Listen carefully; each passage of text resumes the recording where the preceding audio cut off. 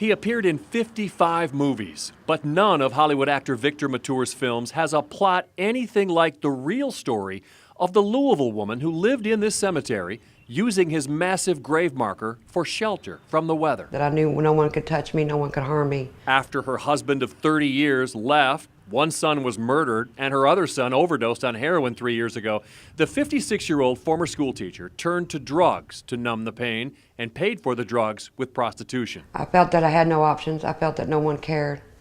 I felt alone. 3 years of prostitution, drugs, visiting her severely disabled son in a nearby nursing home, and then sleeping in a place that symbolized her life until she left the cemetery March 15th to visit the other side. So she picked me up from the graveyard that day. I didn't know where I was going. I didn't know anything about Esther's house. She was delivered to a house on West Market Street where her story shocked nobody. I said, I've been buried alive. I've been in torture chambers. I've had guns in every orifice of my body. Summer Dickerson runs Esther's house and still runs the streets, trying to run into other women who need to take a detour to detox and change their way of life. Some people bring cats and dogs home. Well, I bring people home. Gang raped at the age of 15 and then trafficked in Florida, Georgia, New York, and Kentucky. Summer's final deal was with God during her last call here in Louisville's East End. And a .357 was pulled on me.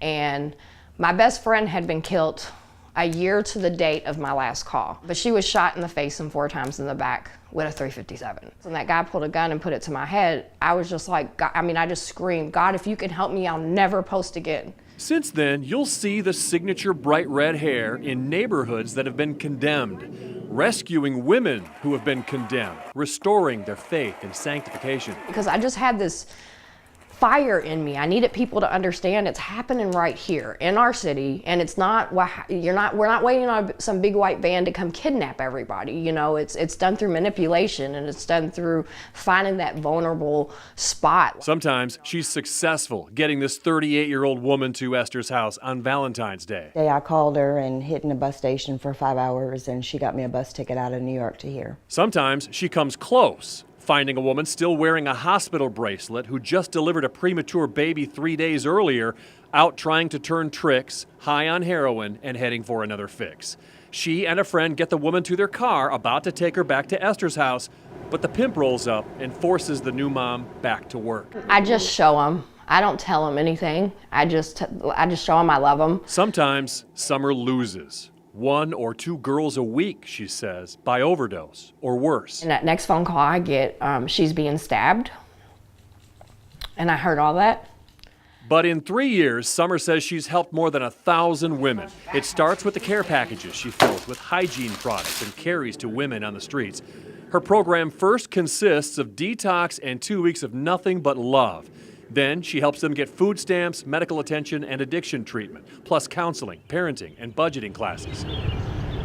In the end, what's the secret? What gets some women out of the graveyard of prostitution and drugs? And if they just had someone to say, I love you today, or you're beautiful today, or we know you can do this, sometimes that's all you need. The love, it's amazing, especially when you've never really experienced that. John Bowl, Wave 3 News. I'm going to try to get this back there, Devin. Jackie Miller limps into her apartment for the last time. What's left of her life is packaged and piled high. This is my family stuff, Mama's stuff. She's being evicted from the Friendship House. Devin, don't put anything more on the bed, sweetie. She found one person to help before the sheriff's department does it for her. It's the second most horrible day of her life. When I want to know about horrific, I go back into my memory banks, and there it is. A September day, guns, bullets, anger, and danger.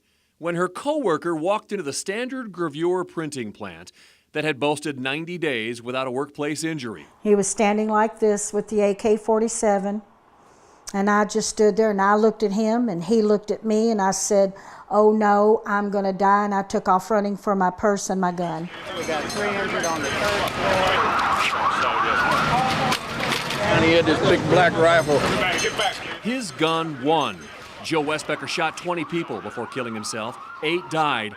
12 survived. We met with the counselors yesterday, and they said it was something that may take a year or more even to cope with. Almost 30 years later, Jackie Miller still can't cope with one of the nation's first mass workplace shootings. I wake up mornings. Most people wake up and they see what's in their bedroom with pictures on the wall and the sheet and the window. I see blood.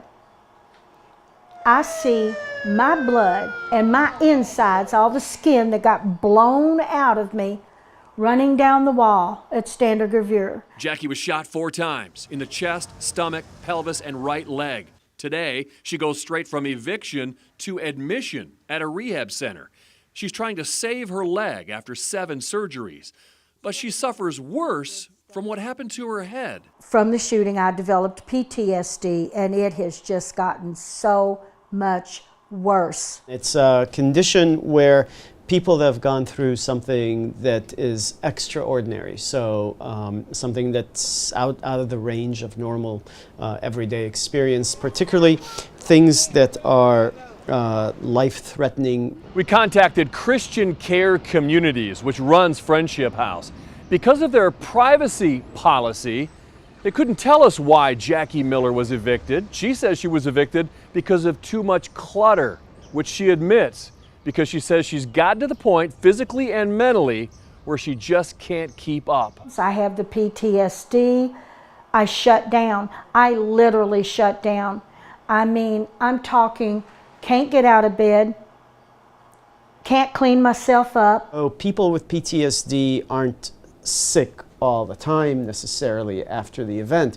They'll have periods where they experience just sort of this rising anxiety that sort of like a wave. As she was packing her stuff a couple of days after the most recent mass shooting, I asked Jackie how she deals with them now. There's 2, 3, 4 people here who want to come, who used to want to come to me and say, what do you think about the shooting that happened yesterday? What do you think about the kid that was killed?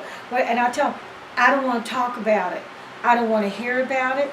I don't watch the news. John Bowl, Wave 3 News.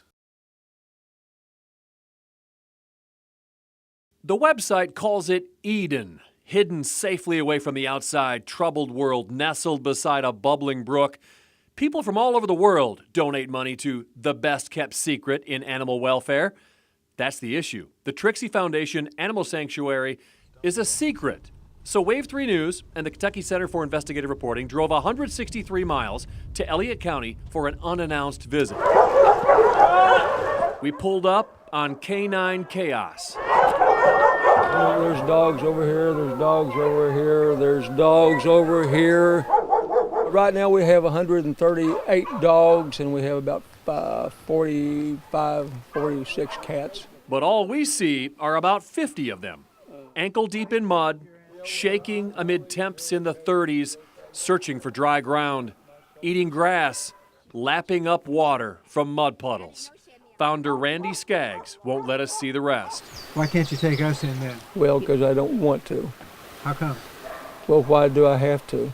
He says all the animals here have access to sheds with wood-burning stoves and kerosene heaters if they want it. So there's a philosophy afoot now, evidently, where all dogs need to be inside, and I think it's about as crazy as trying to put wolves inside a house. After a slew of complaints about this place to the state agriculture department, claiming dead and dying dogs in Skaggs' care, Skaggs was arrested and charged with 179 counts of animal cruelty and 179 counts of not vaccinating dogs against rabies. When you've got dozens of people that don't know each other, have never met each other, and they're all telling you the same story, it's real.